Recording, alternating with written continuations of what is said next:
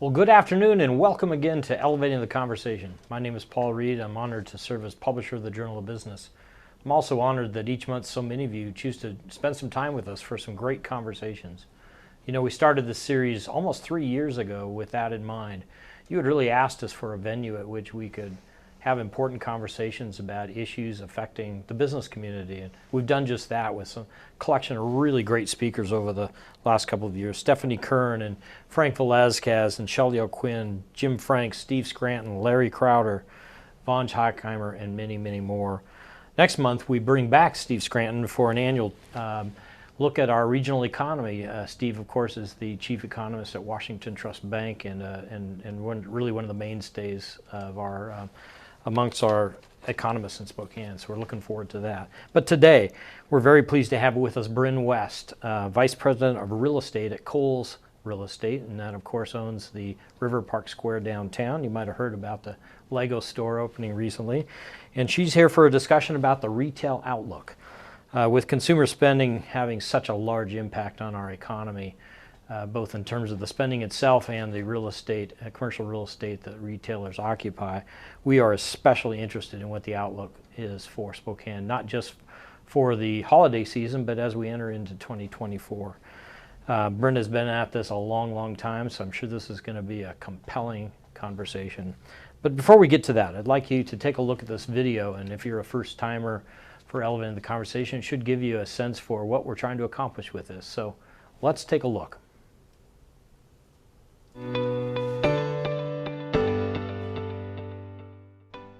Is there any better time to be in the inland Northwest than the fall?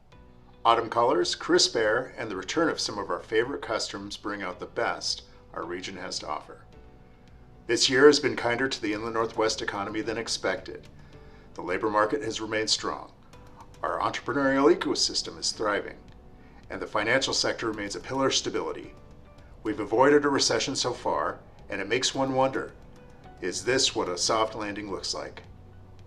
Of course, we still have our challenges. The healthcare sector is still grappling with rising costs. Higher interest rates make capital harder to come by for some, and an especially contentious election season seems to be testing our resolve. But here in the inland Northwest, we don't shy away from a challenge. We are resilient, resourceful, and strong. At the Journal of Business, we endeavor to keep you, our readers, informed about what's happening in your community. Our staff is dedicated to providing you with objective information on news and trends, with the goal of helping you be more successful on your chosen path. It's time to go beyond the sound bites. It's time for more depth than 140 characters can provide. It's time for Elevating the Conversation.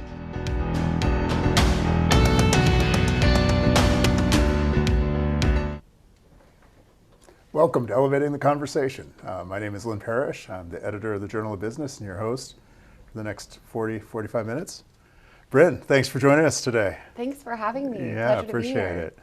Now, last time you and I talked, you had lines wrapped around the block with the opening of a new store down at River Park Square. Isn't that right? Yeah. Yes. Yeah. Do you want to tell us a little bit about that? Absolutely. I'd love to. Lego was an amazing opening, both for Spokane and for Lego corporately. Sure. We blew out records of store openings for them Fantastic. on multiple fronts. So they are very happy with Spokane and very happy they decided to plant their flag here. Yeah, that's great. As are we. That's great. It's interesting because there's a kind of a mom and pop Lego shop up in the Garland district, and they had a similar experience with an enthusiastic opening. I didn't know Lego had that kind of following here. They do. It's Yeah. not just kids. There's something for every age within that store. That's great. So every enthusiast, looks for something fun to tinker with on the cold nights, especially through winter. So it's just a great opportunity for Yeah. exploration in the store. Everything is awesome. That's right. So let's see. So where are we at? The Christmas tree is up. It is. Santa arrives in a couple of days. On Saturday, 2 Yeah. days. All Yep. right. It's happening. And so, so you guys are all ramping up for the holidays. What's the outlook looking like from a sales standpoint? It's actually good. We were uncertain at the beginning of the year. There were all these predictions that it was going to fall. because it's been interesting to see since 2020, each holiday season has really had its own set of metrics. Sure. 2020, it was, a blowout Christmas, 12.9% up year over year because people were at home and they wanted to feel better, so they spent. 2021 was the year of the supply chain issues. Sure. But it still jumped another almost 10% year over year. Yeah. And then last year was interesting. People were starting to hear about economy issues, political stuff was starting to seep in, so that slowed down a bit. To closer to 5% year over year, but they're predicting this year to be somewhere between 4 to 6% even over last year. Okay. So it's going to be an interesting year, especially with student debt coming back into the arena. Sure. But it seems like people are willing to make those purchases regardless. Christmas is still Christmas, and they still want gifts under the tree, so they're figuring out ways to be more value conscious and things like that in order to make it feel festive Christmas morning. Sure. One of the signs of enthusiasm along those lines is a release we received from the Spokane airports just yesterday about Thanksgiving travel being up 7.5% over last year, which I guess I was surprised to see. I was thinking that we would start to see a little bit of a coming down from the sugar high we've had over the last couple of years, but it doesn't sound like that's the case. I don't think so. It feels like people are, I think they were still a bit timid last year. So I think this year is going to be the year of back to normalcy. Sure. COVID, has blipped a bit during, earlier in the year, but it's not the same that it was, 3-4 years ago. So it's just, I think people want that sense of tradition back. So while they may include travel plans, they're still going to bring presents with them. Absolutely. That's great.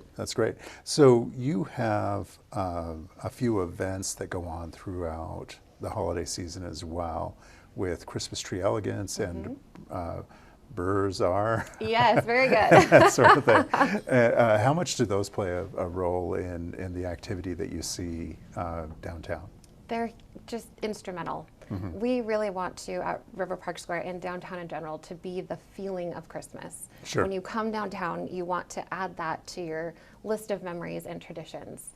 So having things that are annualized and kind of over the top, it's so important, especially after COVID, when people want to get back to that sense of normalcy, to keep those traditions going, keeping them merry and bright and magical, so that when you come downtown, you just can't help but smile. Yeah.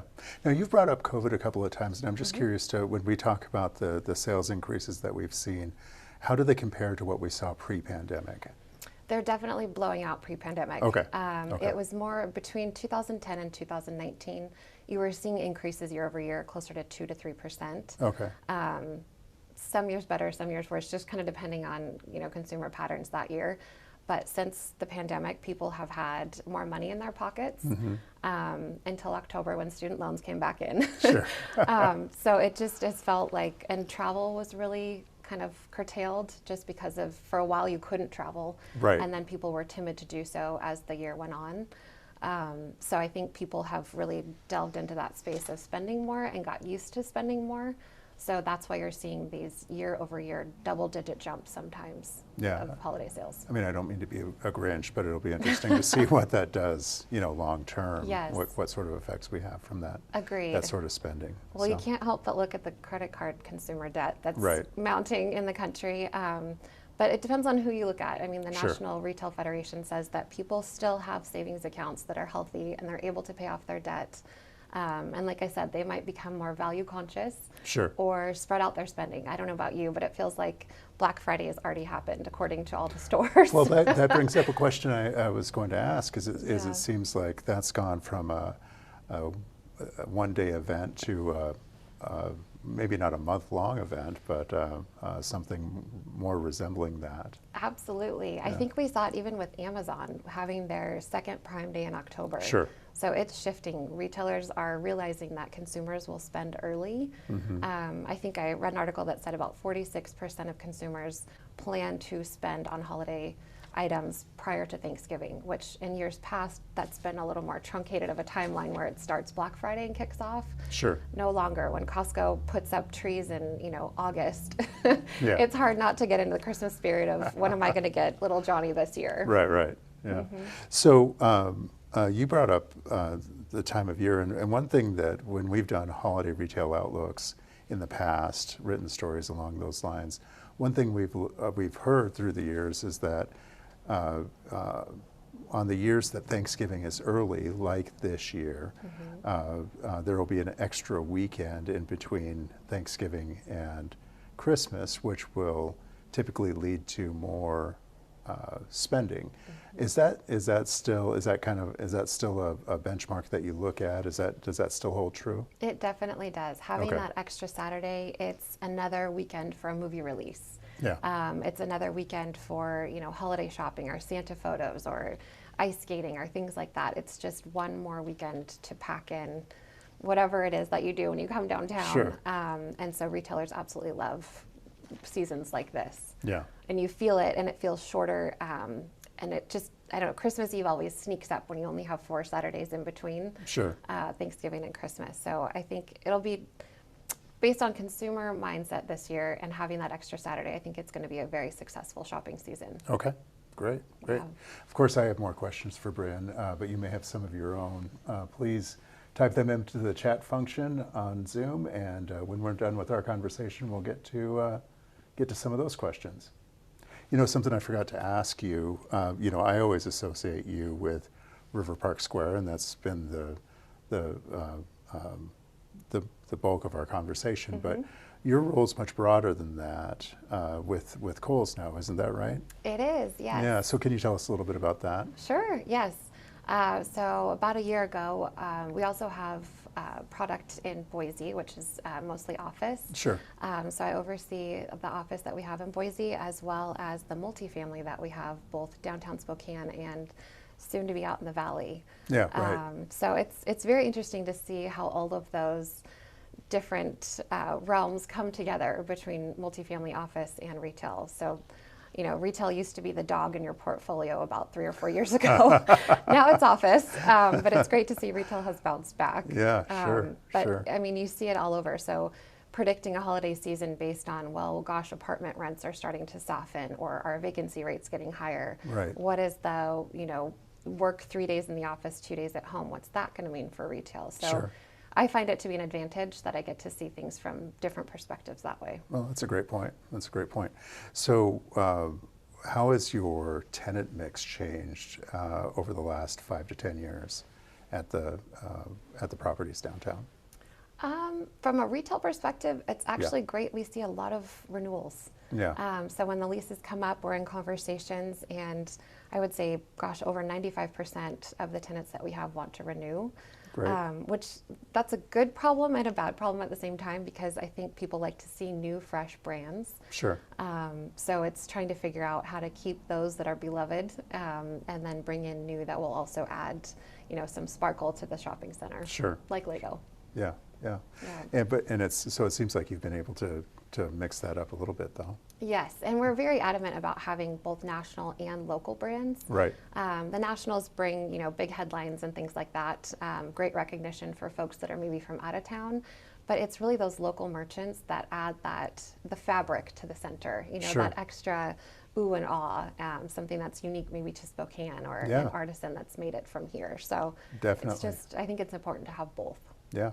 So speaking of having both, it seems like a lot of the more successful retailers have gone more hybrid to the brick and mortar and online presence. And so is that something that you've seen from the tenants that you work with?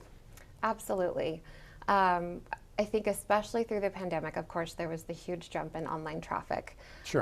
But I think we have to remember that when you look at retail sales in a store accounted for about $7 trillion last year. Wow. Versus online sales are closer to about $1.6 trillion. Mm-hmm. So there's still a very big gap between how much is purchased online versus how much is purchased in a store. Are those U.S. numbers or Yes. worldwide? Yeah, Okay. U.S. numbers. Yeah. So it's an interesting concept. I mean, you see those wonderful headlines of, online sales is going to take over and kill, the bricks and mortar stores. Sure. But it just hasn't, because I don't know about you, but I like to touch and feel what I see. Mm-hmm.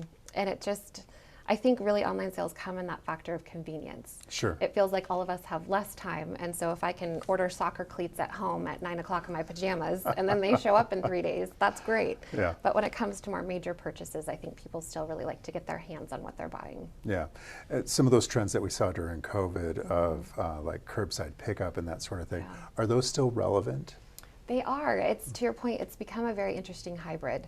So some of the buy online, pick up in store has been great. The online returns, though, that's where it's really hitting some of those retailers hard. Interesting, yeah. So basically, imagine if I bought this jacket online. Sure. If I were to return this for whatever reason, didn't fit, didn't like the quality, 66% of the value of this jacket is what it's costing that retailer to accept it back, between the postage, the labor it takes. Maybe it's ever so slightly damaged. Now they can't sell it as new. Sure. So it's actually quite costly for retailers with online returns. Versus in-store sales, you see a much lower return rate. Okay. Versus online, it's about 20 to 30% of online purchases are returned. Really? It's quite high. Wow. So it's definitely a cost center for those folks. Yeah, yeah, it sure is. Yeah. It sure is. So I wonder, do you see that in any more so in any type of retail, like electronics versus clothing or anything along those lines? Clothing is the worst because it's hard. You know, you don't know if something's going to fit, or shoes. That's another one. Sure. Pretty much apparel in general is tricky that way. But it's interesting to see some of the tech that's spurring from it. They're trying to generate some AI platforms where it basically creates an avatar of yourself, and you can try the clothes onto this avatar to see how it will fit. Interesting. From what I've seen, that's not come quite far enough to curb online returns, but I think it's interesting to see how retailers are trying to deal with it to try to diminish those costs. Sure. So I imagine for online, the dilemma is returns. In person, it's probably more along the lines of theft or shoplifting. Have there been any trends? Has that been increasing, decreasing in recent years? As far as in-store issues? Yes. I think, unfortunately, you've seen, it depends on the location, for example. Sure. I will say it seems like suburban shopping centers do get hit more with theft because it's really easy to pull in, park, and then hit the freeway typically. Yeah. Versus downtown at River Park Square, it's a little harder. You don't know if you're going to find a parking spot. Then you're stuck in a little downtown traffic. Sure. Plus, then it depends on the type of security you have. Of course. So we take that very seriously at River Park Square and want to make sure everyone feels safe while they're there. So we really try to thwart any sort of theft to the best of our ability. So. Oh, that makes sense. That makes sense. Yeah. So tenant mix, I wanted to go back to that real quick. Is there anything that you're beyond the holidays? You know, is there anything that you're hoping to secure, not necessarily by name, but any holes that you're hoping to fill in terms of the types of product that you have downtown? That is a very good question, Lynn. I can give you a little information. We are in talks with several tenants right now. Let's break some news. I know, let's do this, right? Until that ink is dry, I am not at liberty to say. But we really, we value restaurants. We think that those are a great opportunity to maybe add another place or two to eat downtown. Yeah. And that is an area where you've seen a little bit more turnover probably than others. Yes, and it was interesting. Post-pandemic, I think people lost the entrepreneurial spirit a bit just because you saw restaurants get hammered. Sure. So we're happy to see folks coming back and being interested in starting new concepts. Restaurant chains beginning to look at spreading across the country again. Okay. So happy to see that revived. And then, of course, apparel is, again, on the bandwagon as well. So it'll be an interesting next year. As soon as I can say, I will break the news with you. How about that? There you go. You heard it here first. Yes, exactly. Yeah. So what other trends are you watching right now in terms of retail? That's a great question. Some of the things I would love to be able to include at River Park Square or downtown in general, they're just larger concepts. They call it eatertainment. Oh. So things What's that like all about? Chicken in a Pickle. Have you heard of this? I have not. It started in the South, and it's a pickleball concept where they have chicken and pickle. Okay. Yeah, exactly. Yeah. Okay, all right. So those are just great concepts. I think Flat Stick does a really good job of doing that as well, where you can go eat eat, have a drink, play some miniature golf. Yeah. So those are very, very hot right now in the market. Yeah. So is the, chef-inspired restaurants where it's not just go to eat, but go and watch as they make your food. Restaurants are becoming more transparent. It's not just the kitchen in the back. There's some concepts that are now bringing food prep to the forefront as part of the entertainment. Yeah, that's interesting. So it should be, but getting them to Spokane sometimes, they'll be in Bellevue or Denver, but, coming in the middle of the Spokane is a bit more convincing. Sure. Sure. Yeah, but we do our best. Chicken in a pickle. We'll see.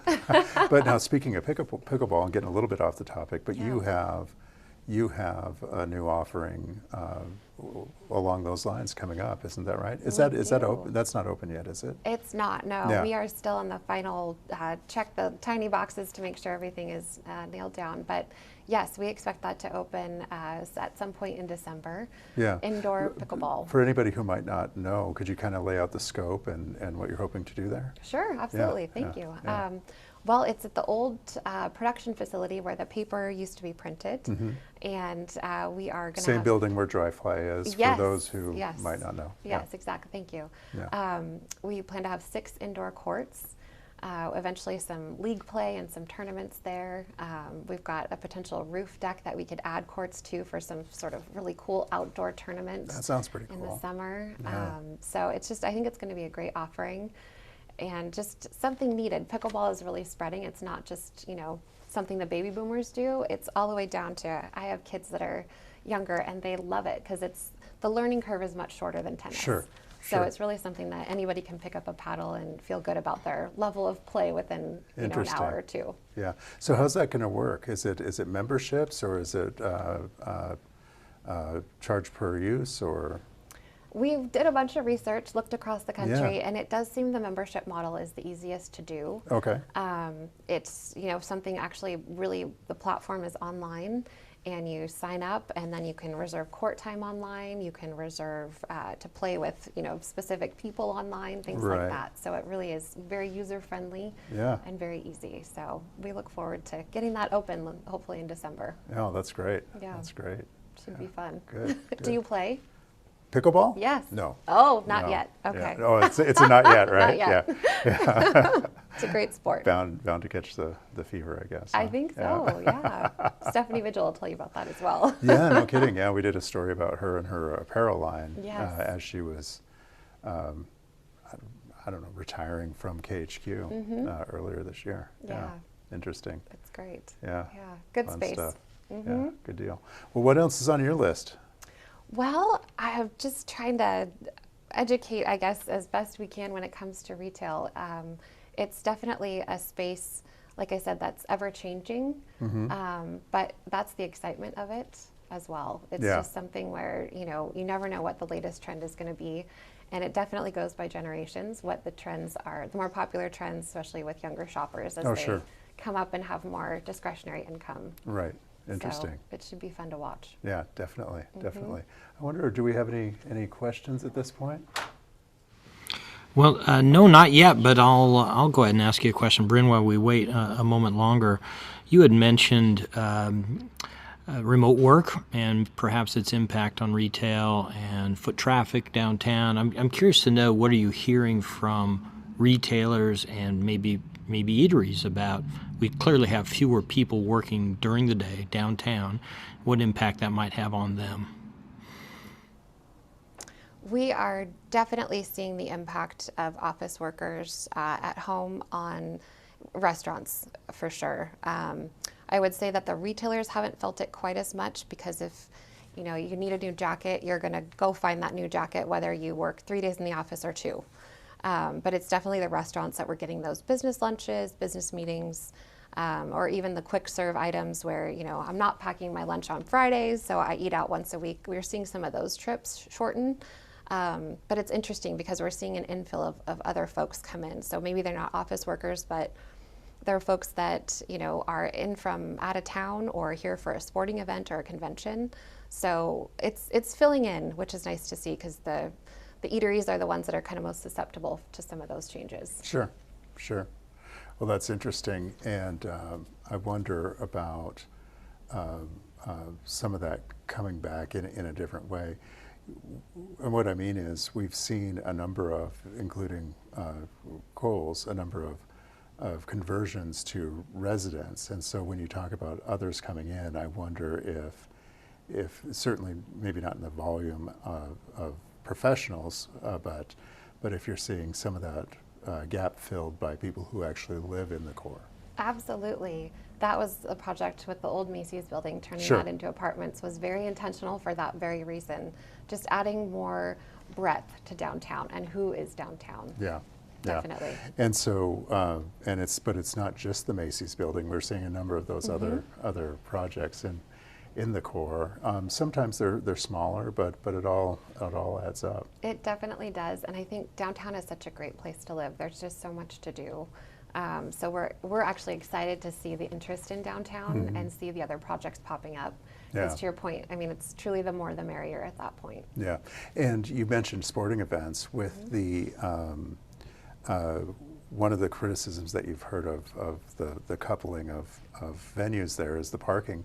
So those venues are actually relying on downtown parking, which means a lot of people are walking right through your properties. They are.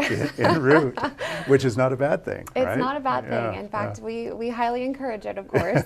But the neat thing is the park has done such a great job with their major redo and the lighting. The thing for me is I always like to be able to see where I'm going. If I can see where I'm going, I feel a lot, better about getting there. Right. And so they've done a great job. I was just at the podium last evening, and you can absolutely see the path from the podium across through the park into basically River Park Square. So they've done a great job. It's a logical solution. It is. Yes, exactly. And now with the addition of the stadium and soccer coming soon, I think it's a great opportunity to really, for Spokane to take off. I think it's coming. It's great to see all these things bubbling up together. Yeah, without question. Without question. Yes. All right. So any more questions? Yeah, we have a question from Scott Obel. Good to hear from you, Scott. Are you seeing any shift in average ticket size at your retailers, or does the market seem to be holding for large purchases as well? That's a good question. Well, I guess anecdotally I can speak to that in the sense that Pottery Barn has been very happy lately. I can't share exact numbers, but we are definitely seeing a shift, especially when folks moved here. Furniture and higher price items like that were definitely in demand. That's where some of those supply chain issues were happening, where if you ordered a couch and you don't get it till 8 months later. Luckily that has subsided and people are getting their items much sooner, but it's definitely, there's been a shift as people are transitioning into this market. And from Mark Robinson, are the drug users and homelessness causing effect on real estate market prices, commercial real estate, I would bet in this case? Drug use and homelessness, obviously an issue in Spokane. Is it having an impact on the real estate market prices? Not that we have seen so far. I mean, it definitely is an opportunity for Spokane to do better downtown. But as far as, sales or listings or cap rates and things like that, we haven't seen a direct impact on that. Sure. But I think the police department has done a great job. They've added the downtown precinct, and we see, more activity, especially from the Downtown Spokane Partnership ambassadors. We have our own security, so we just try to, as many people on the street as we can. Lego was fantastic. We had so many people in line, and there just wasn't an issue. When you have folks there that are there for the, reasons of purposeful, I will call it, it really kind of makes the other element subside. So I think we just have to keep that snowball getting larger and larger of folks downtown with other intentions. Yeah, it's a good question, and DSP, the Downtown Spokane Partnership, appears to be responsive to it. They had a release yesterday where they were talking about increased patrols through the holiday season, including working with Gojo Patrol along those lines. Have you been spending more money on security post-pandemic than you were pre? Yes, we have, but how much of that is wage compression that we've seen spike since the pandemic? I can't say that it's necessarily, we're not adding bodies necessarily, but there is some wage compression there that we are fighting against. Sure, sure. Next question. Yes, from Elizabeth Mills. Hi, Elizabeth. Have you thought about bringing a drugstore downtown now that Rite Aid is closing? That is a great question, Elizabeth Mills. I think it's definitely needed. I keep saying that I think some sort of small bodega, kind of like what you see in New York City, where it's just a one stop, you can grab a multiple, variety of things, I think would really be a home run for us. But we haven't found anybody that wants to operate something like that. I think My Fresh Basket does a great job, but they're just over the river. Right. So having something in the downtown core, I think, would be really smart. Yeah. Yep.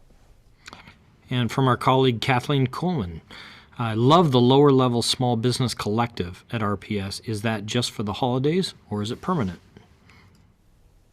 That is a great spot. So actually, that's a success story of our downtown retailers. So she is a lovely woman and started with a small space right at the top of the escalators in about 1,500 square feet, and was doing so well and wanted to add more artisans that she asked if she could go down into the former Mobius Kids space, which is a very large upgrade in square footage. Yes.